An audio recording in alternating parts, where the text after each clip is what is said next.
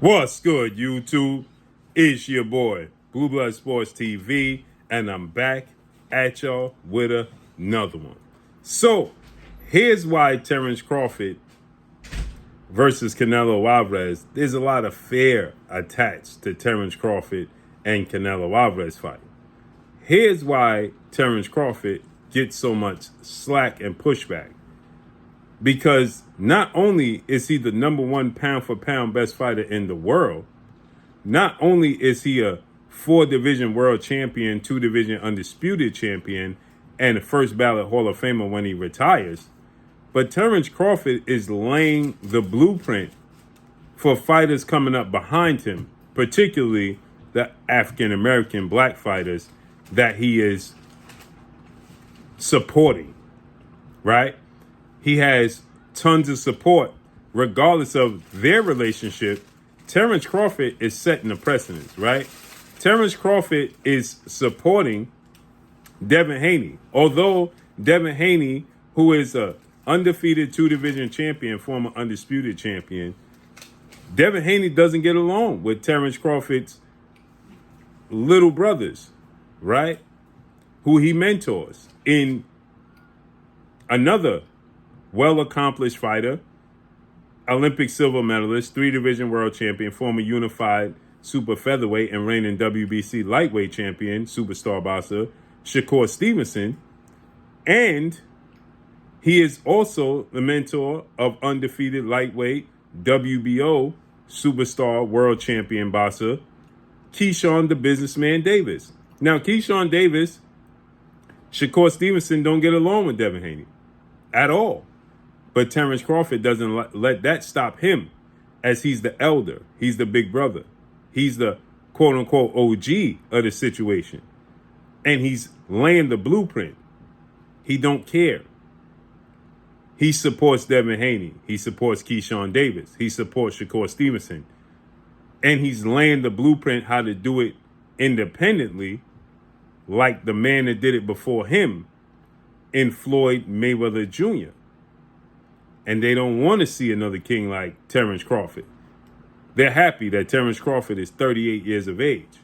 The reason that they didn't want this fight with Terence Crawford and another 4-division world champion, Mexican superstar, first ballot Hall of Famer, in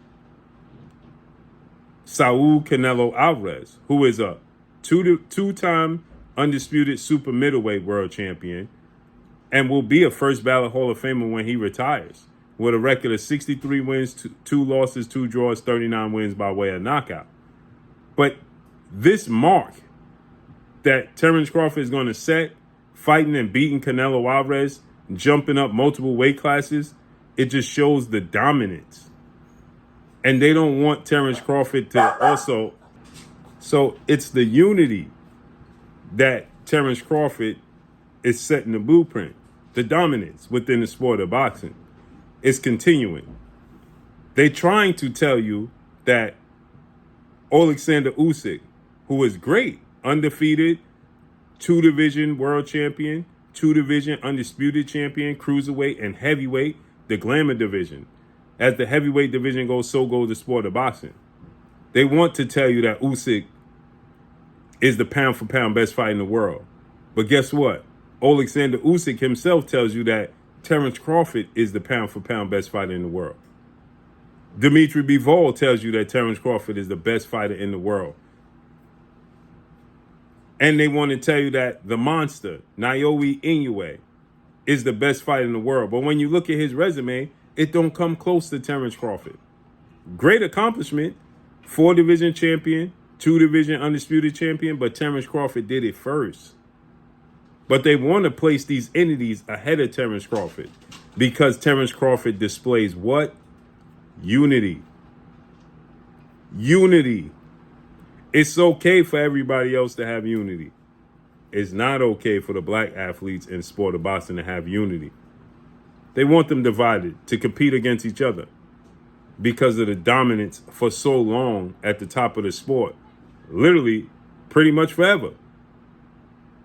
And Terence Crawford is being a bridge and a glue. He's leading by example. And he's showing them that you could do anything. See, Roy Jones did it. right? But they need us to compete against us, right, to be successful. They need us to knock each other off because it's hard pressed for anybody else to do it. It happens, don't get me wrong. It's the sport of boxing, but it doesn't happen very often. And they don't want another dominant fighter in the sport of boxing. And look what he's teaching Devin Haney. Look what he's teaching Keyshawn Davis. Look what he's teaching Shakur Stevenson.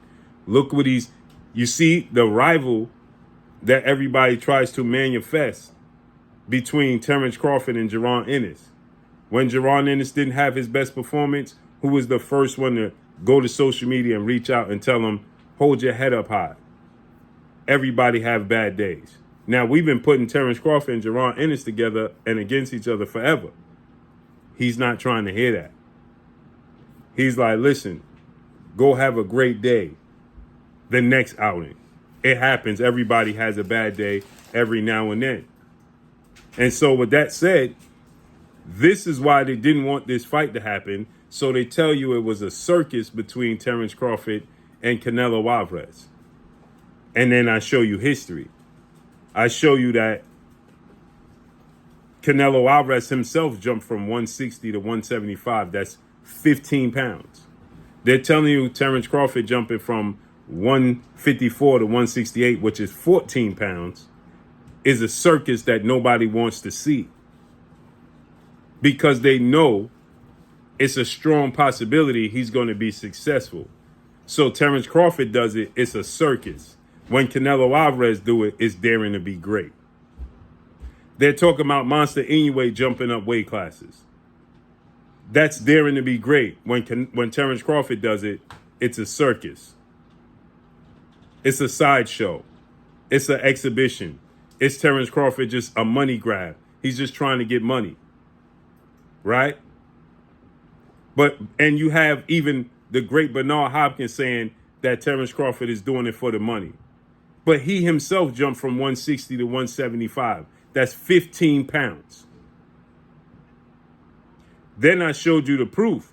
Roy Jones jumped from 175 to heavyweight, 25 plus pounds, and was successful and won the world title. Right? If size truly mattered, then Roy Jones shouldn't have beat John Ruiz, regardless of what skill set John Ruiz possessed, because he was a world champion. He was one of the best heavyweights. Was he the best? No, but he was one of the best heavyweights.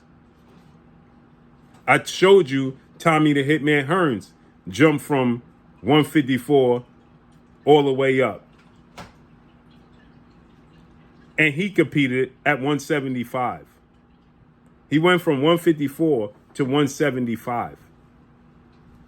Then came back down to 60, then to 68 to be a 4-division champion. So why is Terence Crawford considered a circus to fight Canelo Alvarez, who actually had fights at 147 pounds and made his name at 154 pounds? Because they don't want Terence Crawford to be an example to the black boxers coming up behind him. Because the history is going to continue to repeat itself. When does the cycle end is the issue that they have. Roy Jones, Andre Ward, Floyd Mayweather, the dominance, Sugar Ray Leonard, Muhammad Ali, the dominance just continues. It continues. It's a never-ending circle. And if he passes this, Terence Crawford carries the torch, and now he's passing it to Shakur, Devin, and Keyshawn, and they're going to pass it to the Kamel Motons, the Abdullah Masons of the world.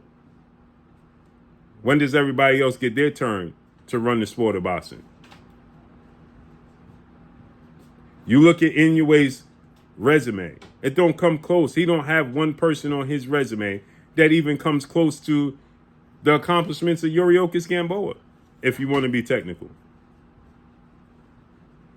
You really, truly want to be technical.